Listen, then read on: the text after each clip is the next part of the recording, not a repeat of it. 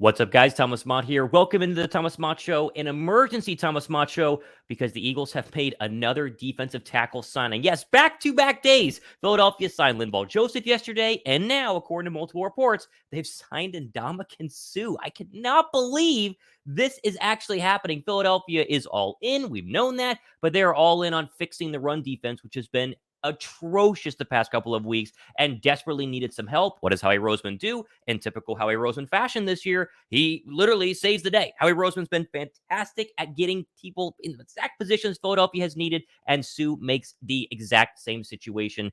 Oh man, the Eagle defensive line just got way, way, way better. Let's take a look at the tweet here. You see it up on your screen. Adam Schefter, quote, free agent defensive tackle Ndamukong Suh reached an agreement on a one-year deal with the Philadelphia Eagles per sources. Eagles have now landed Linval Joseph and Suh on back-to-back days. Jay Glazer had just reported that they were talking a couple of hours ago, and I was like, oh my goodness, I need to update my all the Eagle fans, NFL fans here on the Thomas Mott Show. What is going on? And then boom, after I went ahead and actually recorded that show, they just signed Ndamukong Suh. So that's why you always got to check Twitter, because Twitter tells you what is going on. Here's the deal, right?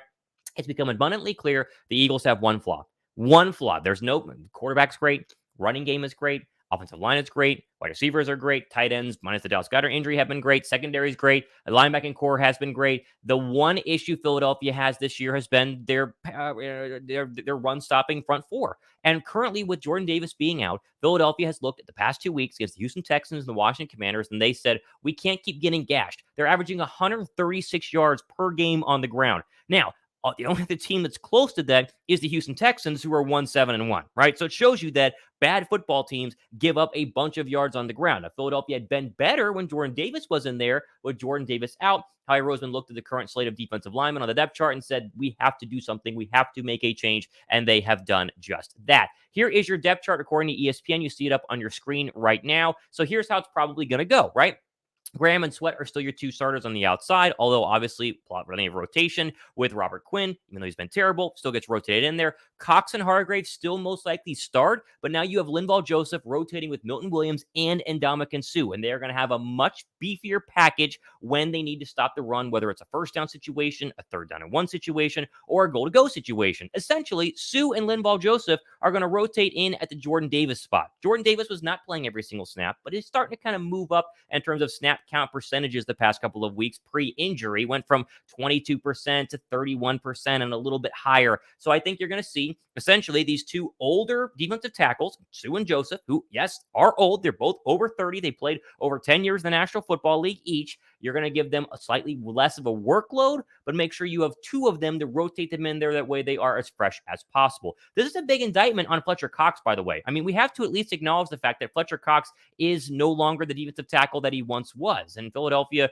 cut him and then re-signed him for that exact reason, because they understood that he, wasn't worth the money he would have made had they not gotten the chance to go ahead and re-sign him. Still makes, tens of millions of dollars a year. He's still a top 10 highest paid DT tackle in the National Football League. But still, this tells you that they do not trust Fletcher Cox and Milton Williams to potentially hold down the fort when it comes to defensive line pressure and defensive line, really run stopping ability, which has been, again, the Achilles heel of the Philadelphia Eagles the past couple of weeks. What about Javon Hargrave? You said he'll still be there. He'll be the actual starter. He's been probably the best defensive lineman Philadelphia has had all year long. And so he's more of a pass rushing D tackle, hence why he leads the team in sacks. Still good against the run, but more of a pass rushing D tackle. You now will just rotate Cox and Milton Williams and Linval Joseph, and obviously Ndamukong Suh in there now to potentially go ahead and stop the run. Now, Philadelphia did this very, very clearly for, let's just say, one main reason. And that main reason was not only to stop the run, but to stop the running backs they're going to face over the next couple of weeks. Look at this, right?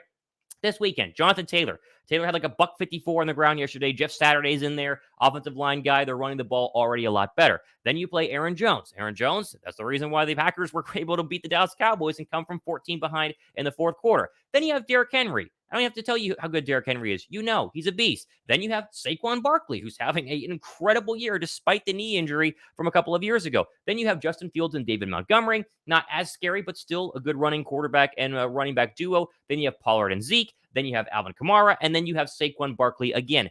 Every single team on this list can run the football. Now, the Saints and Bears are not as good, but every single team on this list can legit run the football. They're legit threats in terms of potentially running up the clock in terms of time of possession, much like the Commanders were able to do. They gave you the blueprint to beat Philadelphia. Philadelphia trying to counter with a new blueprint of their own where they clog the middle and stop the teams from running the football. Now, Suh, this is big. If you get 2021 and Ndamukong Suh, no guarantee, because that was last year.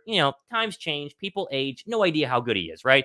If you were to get 2021 and Ndamukong Suh, he played all 17 games. And then he still had 6 sacks. Now, not a lot of snaps. Let me look at the total tackles, 27. That's way down from when he was like the guy in Miami or the guy in Detroit where he would have like 57 tackles or 66 tackles or 61 tackles. But this tells you he was effective with the time that was given him. He does not need to be there every single down. He's a rotational guy who hopefully can make a big impact. This was the whole Robert Quinn idea, right? You bring in Robert Quinn. He's rotational at the pass rush position. And in his, limited number of snaps, he's able to go ahead and give you some pressure. Now, he hasn't been able to do that. But the same thought process goes for Linval Joseph and now Ndamukong Suh. They're rotational guys. So you won't see them every single down, but you hopefully will see them enough. And when they do, they will make a big impact on the current state of the Eagles' run defense. Final quick thing. I just need to continue to emphasize why they made this move.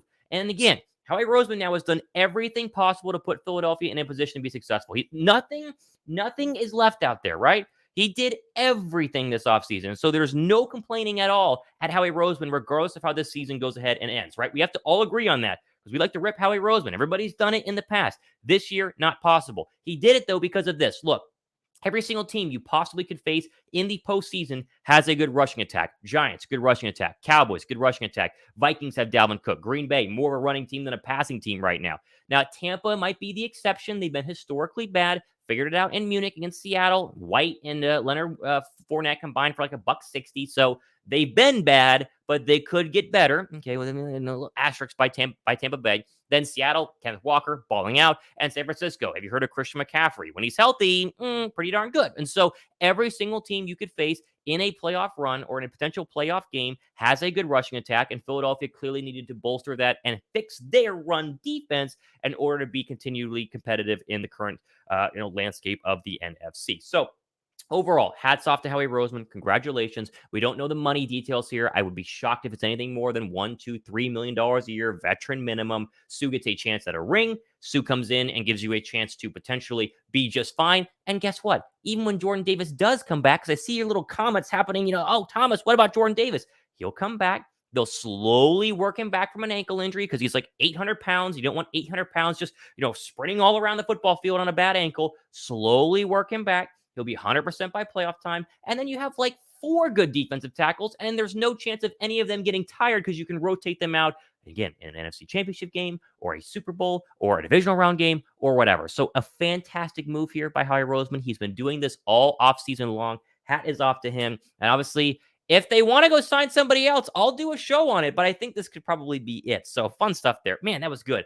I did do a show earlier today that is already up on the Thomas Mott Show channel. If you missed it, AJ Brown injury update, be sure to go ahead and check that out. But we will, keep doing these emergency shows until we need to stop doing emergency shows. Hope you guys enjoyed that. Thumbs up and subscribe for this one. Again, Thomas Mott Show. I'm out. See you guys.